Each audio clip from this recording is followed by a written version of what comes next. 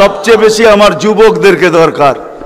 যুবকরা যদি নামাজি হয়ে যায়, চলো মনে উঠলো বলেই দিই, তুমি জানো না যুবক সেজদায় কি রাখা আছে? যুবক যখন সেজদায় যায় সুবহান রাব্বিয়াল আলা বলে, আলা সুবহান রাব্বিয়াল আলা, আল্লাহ উপর থেকে চিৎকার দিয়া বলে সাব্বাহতানি সাব্বাহতুক, তুই আমাকে পবিত্র বললি আর তুই অপবিত্র থাকবি, এটা হইতে পারে না, তুইও পবিত্র, গুনাহ মাফ। আলাইতানি ফাআলাইতুক, তুই আমাকে মহান বললি আর তুই মহানত্ব পাবি না, এটা হইতে পারে না, তুইও মহান। বলে আল্লাহ কেমন মহান? বলে তোর জন্য আরশের নিচে গ্যালারি এখনই ঠিক করতেছি, তোকে আরশের নিচে আমি ছায়া দিব, ও একটা গ্যালারি দিব তোকে, হ্যাঁ সুপার ডিলাক্স গ্যালারি, যেখানে তুমি বসবে যা চাবে তা পাবে, খাইতে থাকবে আর হিসাব কিতাব দেখতে থাকবে।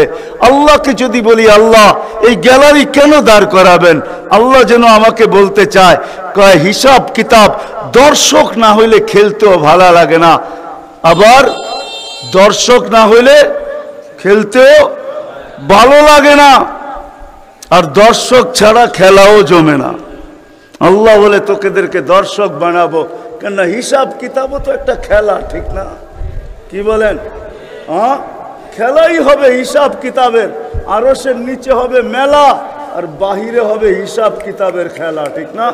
কাউকে 50,000 বছর দাঁড় করায় রাখবে, ইয়াউমা তুবলা সারাইর, সমস্ত গোপন তথ্যগুলা যেগুলা দুনিয়াতে আমরা লুকায়িত রাখছি, কেউ জানে না, সব আল্লাহ ওইখান থেকে উদ্ঘাটন করে নিয়ে আসবে আর সামনে ছড়ায় দিবে, আর হিসাব কিতাব নিতে থাকবে। 50,000 বছর দাঁড় করায় রাখবে, লা ইয়াসাল কাদাম আবদিন, পাও হেলাইতে দিবে না। আল্লাহ বলছে দুনিয়ায় বহুত ছুটছ, দুনিয়ায় বহুত ঘুরছ, দুনিয়ায় বহুত করছ, আমি কিচ্ছু বলি নাই, শুধু তাকায়া ছিলাম, নাজিরুন কাইফা তা'মালুন, তুমি কি করো আমি দেখতেছিলাম, তুমি বলতেছিলাম আমি শুনতেছিলাম, কুলতু ফাসামি'তু, আমি শুধু শুনছি, তুমি করতেছিলে আমার বিরুদ্ধে, ফাতাহাম্মালতু, আমি সহ্য করতেছিলাম, কিছুই বলি নাই। আজকে দেখাবো তোমাকে খেলা, গ্যালারি রাখবে তোমার জন্য যুবক, গ্যালারি, এত মর্যাদা। জমিনে চলবে তুমি, তার এক হাদিস নিয়ে নাও, জমিনে চলবে, আল্লাহ তোমাকে দেখায় দেখায় উপর থেকে বলবে লাউলা ইয়া শাবাব, ও যুবক তুই যদি জমিনে না থাকতি, লাউলা শাবাবা খুশা, ওই যুবক যদি জমিনে না থাকতো, যারা আল্লাহর ভয়ে নিজেকে লজ্জাপতির মতো গুটায় আনিছে, আজান শুনতে দেরি, মসজিদের দিকে দৌড়াইতে দেরি হয় না, আল্লাহর হুকুম সামনে আসতে দেরি, পুরা করতে দেরি করে না, নবীর তরিকার বিরুদ্ধাচারণ করে না, এইখানে একজন যুবকও পাওয়া যাবে না। চুল তো প্রতি মাসে কাটে, প্রতি মাসে না কাটক 2 মাস অন্তর কাটে, 2 মাস অন্তর না কাটক 3 মাস অন্তর কাটে, 3 মাস অন্তর না কাটক 6 মাস অন্তর কাটে, 6 মাস না কাটক 2 ঈদে তো কাটেই কাটে, কিন্তু একজনও যুবক এখানে পাওয়া যাবে না যে সেলুনে যায় বলছে যে এই 12ই রবিউল আউয়াল আসতেছে, একজন যুবকও পাওয়া যাবে না। হয় আমি কোনো মতবাদের কথা বলতেছি না, একজন যুবক পাওয়া যাবে না যে সেলুনে যায় বলবে, নবগঞ্জ বাজারে যায় বলবে, বা মাদায়ায় যায় বলবে, বা কুমিল্লা বলবে, বা যেই কোনো সেলুনে যায় বলবে যে তোমার এইখানে চুল কাটার বড় ডিজাইন আছে, সমস্ত ডিজাইন আজকে সরাও, আজকে আমি আসছি, আমাকে আমার নবীর তরিকা মতে চুল কাটা দাও। একজন যুবক এখানে পাওয়া যাবে না। যেই যুবক জীবনে বলছে যে আমাকে নবীর তরিকা মতো আজকে চুল কাটা দাও, আজকে কোনো স্টাইল না, মুহাম্মদুর রাসূলুল্লাহর স্টাইল। যদি বলে তুমি এই স্টাইলে চুল কাটবে কেন, বলছে চুল কাটা দিয়ে জান্নাতে যেতে চাই। হ্যাঁ হ্যাঁ সত্য, এটাই হাদিসে আছে, মান তামাসসাকা বিসুন্নতি ইনদা ফাসাদি উম্মতি। তামাসসাক বোঝেন? আগে গ্রামগঞ্জে ছিল শাখো, শাখো চিনেন? কয়টা বাঁশ দিয়ে বানাইতো? একটা বাঁশ দিয়ে, ঠিক না? আর উপরে বান্ধা দিত আরেকটা বাঁশ, ঠিক না? দুর্বল মানুষগুলো ওটা দৌড়া দৌড়া পার হইতো, ঠিক না? আর শহরের মানুষ আসলে আগের থেকে পাও কাঁপা শুরু হইতো, কেন তো পার্ক হওয়ায় অভ্যস্ত না, ঠিক না? কি বলেন? 6 জনে মিলা পার করতো, ঠিক না? উপরের বাঁশটা কেন বান্ধা হয়েছে? এই জন্য বাধা হয়েছে যে যদিও সাকর থেকে পাও পিছলায় চলে যায়, তাহলে তুমি যেন বাসটা ধরে লটকায়া থাকতে পারো, দূরের থেকে কেউ দেখা এসা ছুঁইটা তোমাকে ওইখান থেকে উঠাইতে পারে, পানির ভিতরে তুমি না পড়ো। আল্লাহর রসুল বলে একটা সময় আসবে, কোন উম্মত যদি আমার একটা সুন্নত ধরে এরকম লটকায় থাকে, তো আল্লাহর রসুল বলে তাকে এক শহীদের না 100 শহীদের সওয়াব দেওয়া হবে। জান্নাতে যাওয়ার জন্য এক শহীদের সওয়াবই যথেষ্ট, এইখানে 100 দেওয়া হবে। এই জন্যই হাদিসের শব্দ আসছে মান তামাসসাকা বিসুন্নতি, যে আমার একটা সুন্নত ধরে লটকায়া থাকবে।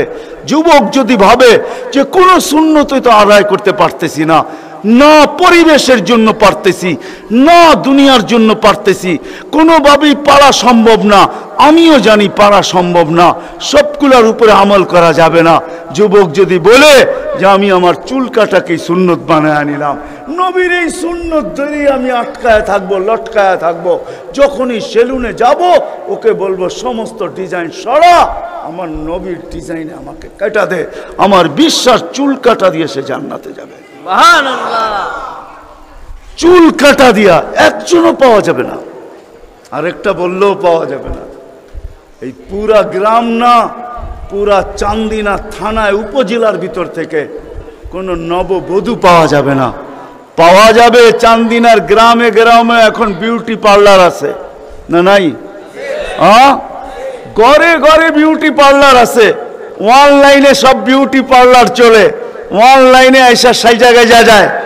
কোনো নববধূ পাওয়া যাবে না যে বিউটি পার্লারে যায় বলছে তোমাদের সমস্ত সাজ রাখো, আজকে আমার প্রথম রাত্র, প্রথম দর্শন, প্রথম জীবনের রাত্র, এটা আর জীবনে কোনোদিন ফিরে আসবে না, আজকে আমার বাসর রাত্রে হবে, আজকে আমি সাজতে আসছি কিন্তু তোমাদের ডিজাইনে না, আমাকে ফাতেমার ডিজাইনে সাজায় দাও, বাকি অন্য দিন আসবো, তোমরা তোমাদের ডিজাইন মতো আমাকে সাজায় দাও, কিন্তু আজকে প্রথম রাত্র আমি ফাতেমার ডিজাইনে সাজতে চাই।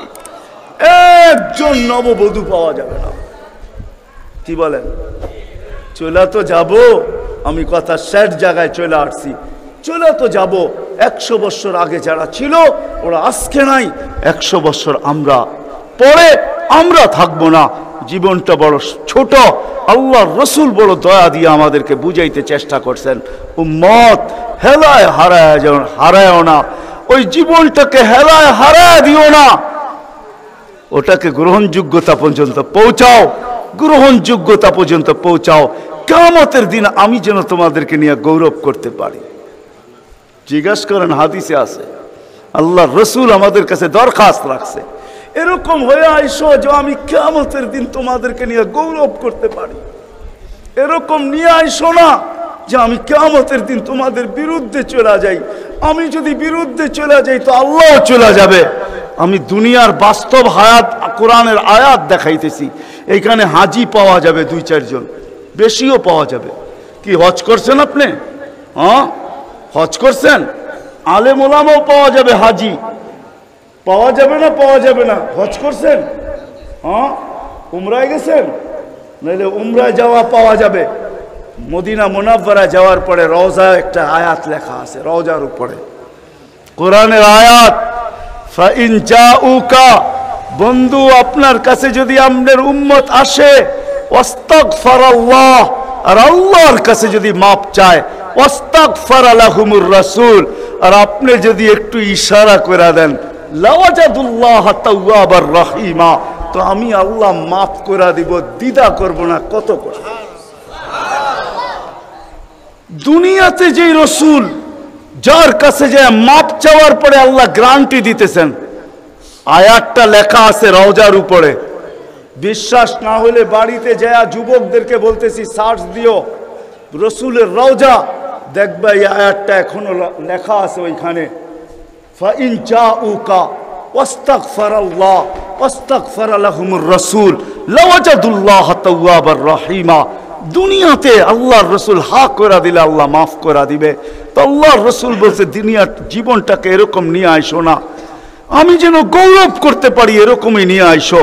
এরকম নিয়ে আইসো না যে কিয়ামতের দিন আমি তোমাদের বিরুদ্ধে চলে যাই। আমি যদি বিরুদ্ধে চলে যাই আর কেউ তোমাদের পক্ষে থাকবে না। এই জন্যই কোরআনে আরেক আয়াত আমাদেরকে চিৎকার দিয়া বুঝাইতে চাইতেছেন, রব্বি ইন্না কওমি ইত্তাখাযু হাযাল কুরআনা মাহজুরা। ও আল্লাহ, উম্মতকে চোখের পানি ঝরায়া ঝরায়া বুঝাইছি। আমি যে চান্দিনার মানুষকে কেমনে বুঝাবো আমি বুঝাইতে পারতেছি না। কেমনে বুঝাইলে আপনারা বুঝবেন? যে রসুল দুনিয়ার থেকে যখন বিদায় নিতেছে তো জিবরিল আলাইহিস সালাম কাঁদতে কাঁদতে আসছেন। আমি হাদিসকে শর্ট করতেছি। আল্লাহ রসুল জিজ্ঞাসা করতেছে, আতাবকিয়া জিবরিল, আপনি কাঁদেন কেন? বলে আজকেই শেষ দিন, আর কোনো দিন ওহী আনার জন্য যাওয়া হবে না। আর ওহীর কারণে যে নৈকট্যময় পৌঁছতে পারতাম আর কোনোদিন পৌঁছতে পারবো না। আজকেই আমার শেষ, চাকরি শেষ, আমি এলপিআরে চলে যাব। ওই নৈকট্যময় জায়গায় যাওয়া হবে না। আর কিয়ামত পর্যন্ত কোনো নবী আসবে না। বিদায় কোনো নবীর দুয়ারে আমার আশার হবে না। আজকেই শেষ, বিদায় এলপিআরে যাইতে চলছি। 16,313 জন রসুলের কাছে আমার আনাগোনা ছিল, এই জন্য আমার চোখের পানি। তারপরে জিবরিল প্রশ্ন করছে, ওয়াতাবকি আনতা, আপনি কেন কাঁদেন? আমারটা তো জবাব দিলাম, আপনি জবাব দেন। তো চোখের পানি আরো বেড়ে গেছে। বলতেছে জিবরিল, এক প্রশ্নের জবাব এখনো বাকি। বলছে সেই প্রশ্ন কি? বলে ফামাল লিবাদিলি উম্মতি, আমার পরে আমার উম্মতকে কে দেখা রাখবে, কে বুকে জড়ায় রাখবে, কে পাহারা দিয়া রাখবে? আমি তো এই জন্যই ফেরেশতারা আল্লাহকে প্রশ্ন করছিলেন, আল্লাহ এত কেন সংখ্যা বানাইলেন, দুনিয়াতে জাগা তো নিবে না? তো আল্লাহ বলছে, জাআলতু লাহুমুল মাউতা, আসার সিরিয়াল রাখছি, যাওয়ার কোনো সিরিয়াল রাখি নাই। আসবে আর যাবে, জাগার অভাব হবে না। তো ফেরেশতাদের প্রশ্ন ছিল, ওরা তো মৌতের চিন্তায় দুনিয়ায় বাস করতে পারবে না, মজা পাবে না। সারাদিন স্বামীও ঝুমতে থাকবে, স্ত্রী জিজ্ঞাসা করবে কেন ঝুমতেছ? সামনে মৌত। স্ত্রীও ঝুমতে থাকবে, স্বামী বলবে কেন ঝুমতেছ? বলবে সামনে মৌত। সন্তানও ঝুমতে থাকবে। মা বাবা ঝুমা বোঝেন তো? ঝুমা, হ্যাঁ, ঝুমতে থাকবে।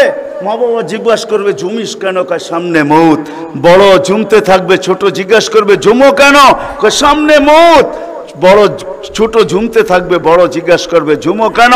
বলে সামনে মৌত। সবাই মৌত মৌত বলে চিৎকার দিবে, দুনিয়ার মজা তো পাবে না, পাঠায়া লাভ কি? আল্লাহ জবাব দিছে, জাআলতু লাহুমুল আমালা, প্রত্যেকের দিল আশা দিয়া ভরা দিছি, বাঁধবে বাসা, এতে তোমাদের সন্দেহ নাই। তোমাদের চিন্তা করতে হবে না, আশা দিয়া দিল ভরা। যদিও যুবক, তুমি যৌবনের আশা নিয়ে বেঁচে আসো যে আমি বৃদ্ধ পর্যন্ত পৌঁছবো, না না না না না না, বেশি দূর যেতে হবে না। মাদায়ার রাস্তা যাও, ঢাকা থেকে চিটাগাং পর্যন্ত জিজ্ঞাসা করো এই রাস্তাকে যে এই পর্যন্ত তুমি কতজন যুবকের জান নিছ, যারা ঘোড়ার উপরে বসা ছিল। ঘোড়ার উপরে, ঘোড়া চিনো কি? ঘোড়া চিনেন? আগের জোড়ায় ঘাস খাইতো, এখনকার ঘোড়ায় পেট্রোল খায়। পেট্রোল, এটা ঘোড়াই, এটা ডিজিটাল ঘোড়া আর ওটা অ্যানালগ ঘোড়া ছিল। ওটা গোস্ত মাংসের বানানো ঘোড়া আর এটা লোহা লক্করের বানানো ঘোড়া। জিজ্ঞাসা করো রাস্তাকে এই পর্যন্ত কত যুবককে তুমি ঘোড়ায় বসা অবস্থায় নিছো। সে কিন্তু ঘোড়াই বসা ছিল, ঠিক না? কি অ্যাক্সিডেন্ট হয় না? হয় না? হ্যাঁ, রাস্তাকে জিজ্ঞাসা করো আর কতদিন নিবা, আর কতগুলা নিবা? তো রাস্তা জবাব দিবে, যতদিন থাকবো অতদিন নিতেই থাকবো, অতদিন নিতেই থাকবো। বিদায় আসার সিরিয়াল আছে, যাওয়ার কোনো সিরিয়াল নাই। এই জন্যই নবীজি বড় দয়া দিয়ে আমাদেরকে বুঝাইছেন, চোখে পানি নিয়ে উম্মতকে বুঝাইছেন। হায় হায় হায়, মনে উঠলো। এই জন্য বলতেছি জিবরিল আর মিকাইল আলাইহিস সালাম, কারণ আল্লাহ রসুল যেদিন ভূমিষ্ঠ হন, যেদিন জন্ম নেন, যেদিন দুনিয়াতে পা রাখেন, তো মিকাইল আলাইহিস সালামকে আল্লাহ বডিগার্ড হিসাবে নির্ধারণ করেন যে তুমি আমার বন্ধুর বডিগার্ড। কাহিনী মনে উঠলো, এই জন্য বলতেছি। যখন হালিমা সাদিয়ার কাছে ছিল, 5-6 বছরের বাচ্চা বাহিরে শিশুদের সাথে খেলতেছিল, ইহুদিদের এক আলেমদের জমাত যাইতেছিল, হঠাৎ চোখ পড়ছে, দেখা চিরা ফেলছে। তো দুইজনকে বলছে মনে তো হয় ওইটাই, কান্না হুহু, মনে হয় ওইটাই, কিন্তু দুইজনে আগে সত্যায়িত করে আসো আসলেই ওইটা কিনা। তো দুইজন আইসা আল্লাহ রসুলকে উল্টায় পাল্টায় দেখছে, দেখা যায় বলছে আল্লাহি ইন্নাহু হু, এটাই ওইটা, এটাই ওইটা যাকে আমরা তালাশ করতেছি। বলছে তোমরা যদি স্বীকৃতি দাও এটাই ওইটা। বড় দক্ষ লোক আইসা দেখছে, পিঠের কাপড় উঠায় দেখছে, উল্টায় দেখছে, পাল্টায় দেখছে, যা বলছে স্বীকৃতি দিছে এটাই ওইটা। তো বলছে দুইজনকে নির্ধারণ করো, যা কতল করে দেখ। কেননা নবী আমাদের ভিতর থেকে আসে নাই, আমরা অকেপ্পায় ছিলাম। কেননা আমরা নবীর বংশধর, নবীর সন্তান, আমরা বনি ইসরাইল, আমাদের ভিতর থেকে আসবে, আমরা অপেক্ষায় ছিলাম, আসে নাই। এই ছোট অবস্থায় কতল করো। যখন দুইজন আগে বাড়ছে তো মিকাইল আলাইহিস সালাম উপরে উঠে নিয়ে গেছেন, গায়েব করে ফেলছেন। 1% ওদের সন্দেহ ছিল। যখন নিয়ে গেছেন তো চিৎকার দিয়া সবাই বলতেছে ওয়াল্লাহি ওয়াল্লাহি ইন্নাহু হু ওয়ালাকিন কুতিবা ফি কিতাবিনা লা তাকদির, এইটাই উনি, আমাদের কিতাবে এটাও লেখা আছে, তোমরা হত্যা করতে চাইলেও পারবে না। তো মিকাইল আলাইহিস সালাম জন্মলগ্ন থেকে যেদিন আল্লাহ রসুল প্রাপ্তবয়স্ক হয়েছেন ওদিন আল্লাহ জিবরিল আলাইহিস সালামকে অ্যাড করছেন যে জিবরিল তুমি ডান দিকে থাকবে, মিকাইল বাম দিকে থাকবে, তোমরা দুইজন আমার বন্ধুর বডিগার্ড, দুইজন হেফাজত করবে আমার বন্ধুকে। এই জন্য ওলামারা জানে মদিনা মুনাওয়ারা হিজরত করে যাওয়ার পরে মুহাজির আনসার বসছিল যে কাছেই তো ইহুদিদের এলাকা বনু নজির আর কোরাইজা, ওরা ছোটবেলার থেকে তাক পাইতা আছে কখন পাবে নাগালে আর আল্লাহর রসুলকে হত্যা করে দিবে। বিদায় আমরা এইভাবে ছাড়তে পারি না। বলছে মুহাজির তোমাদের মত কি? বলছে আমরা একদিন পাহারা দিব। আনসার বলে আমরাও একদিন পাহারা দিব। চলা শুরু হইলো, আজকে মুহাজির কালকে আনসার, আজকে মুহাজির কালকে আনসার। 2-3 দিন যাওয়ার পরে আল্লাহ কোরআনের আয়াত নাজেল করে দিয়েছেন আল্লাহু ইয়াসিমুকা মিনান নাস। পুরো আয়াত বললাম না, শব্দ বললাম, বাল্লিগ মা উনজিলা ইলাইকা মির রাব্বিক ফাইন লাম তাফআল ফামা বাল্লাগতা রিসালাতা রাব্বি আল্লাহু ইয়াসিমুকা মিনান নাস। আল্লাহ চিৎকার দিয়া বলতেছে বন্ধু পাহারা সরান, আপনাকে অন্য পাহারা দিবে এটা আমাদের সহ্য হবে না, সরান পাহারা। পাহারা তো আমরা দিব, আমরা পাহারা তো আমরা দিব। ওই জিবরিল মিকাইল একদিন জিজ্ঞাসা করছে মা জালা আরা কাতাবকি, যেদিন থেকে আপনাকে দেখতেছি চোখে পানি কেন? কখনো পানি ছাড়া তো দেখি না, চোখে পানি টলটল টলটল করতে থাকে, মাঝে মাঝে গড়ায় গড়ায় পড়তে থাকে, এত কাঁদেন কেন, এত কাঁদেন কেন? বলছে যেদিন থেকে জান্নাত জাহান্নাম দেখা আসছি উম্মতের ব্যথা আর চোখের পানি বন্ধ হয় না, উম্মতের জন্য চোখের পানি বন্ধ হয় না। আজকে ওই উম্মতকে আল্লাহ ডাকে। তাহলে আমি বলবো না কেন আব্দুল কাদের জিলানী লিখবে না কেন? চিনেন আব্দুল কাদের জিলানীকে? চিনেন? আরে নাম শুনছেন কোনদিন? পীরানে পীর বড় পীর আব্দুল কাদের জিলানী রহমতুল্লাহ আলাই, উনি লেখছেন হায় ওর চেয়ে বড় হতভাগা কেউ নাই, ওর চেয়ে বড় কপাল পোড়া কেউ নাই, ওর চেয়ে বড় নিমক হারাম কেউ নাই, ওর চেয়ে বড় অকৃতজ্ঞ কেউ নাই, ওর চেয়ে বড় নিকৃষ্ট কেউ নাই। আল্লাহ ডাকলো আর আসলো না, নামাজের জন্য ডাকলো আর আসলো না, আসলো না। বলে নিকৃষ্ট কেন বলছে আব্দুল কাদের জিলানী রহমতুল্লাহ আলাই? কেননা শুকর সকালবেলা ওঠে, ঘুমের থেকে উঠার পরে বলে আল্লাহ ঘুমের থেকে উঠলাম, সামনে কিন্তু তাকাবো কাইলা ইয়াকা আউয়ালা নাযরিন আলা মান লা ইউসাল্লি, যে নামাজ না পড়ে ওর উপরে যেন আমার প্রথম দৃষ্টিটা না পড়ে। আল্লাহ জিজ্ঞাসা করে কেন? আমার কাছে ও আমার চেয়েও নিকৃষ্ট। কেন আমি তো সকালে উঠেই বলি আলহামদুলিল্লাহিল্লাযী খালাকানি আবতারা খালকি, প্রশংসা ওই আল্লাহর যিনি আমাকে সৃষ্টির ভিতরে সবচেয়ে নিকৃষ্ট তৈরি করছে, তারপরও তোমার প্রশংসা।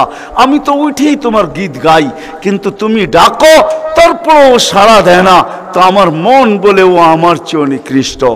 দ্বিতীয় দলিল দেয় যে আমি তো জাহান্নামে যাব না, উকুদুহান নাস ওয়াল হিজারা, মানুষই তো জাহান্নামে যাবে, আমাকে তো কিয়ামতের দিন বলা হবে কুনু তুরাবা, মাটি হয়ে যাও, আমি মাটি হয়ে যাব। কিন্তু মানুষকে তো এই কথা বলা হবে না। মানুষকে তো বলা হবে উকুদুহান নাস ওয়াল হিজারা, তুমি জাহান্নামের ইন্ধন হবে। মানুষই জাহান্নামের ইন্ধন হবে, আবার মানুষই জান্নাতের উচ্চ শিখরে উঠবে। এই জন্য শুকর বলে অর্থে নিকৃষ্ট কেউ নাই।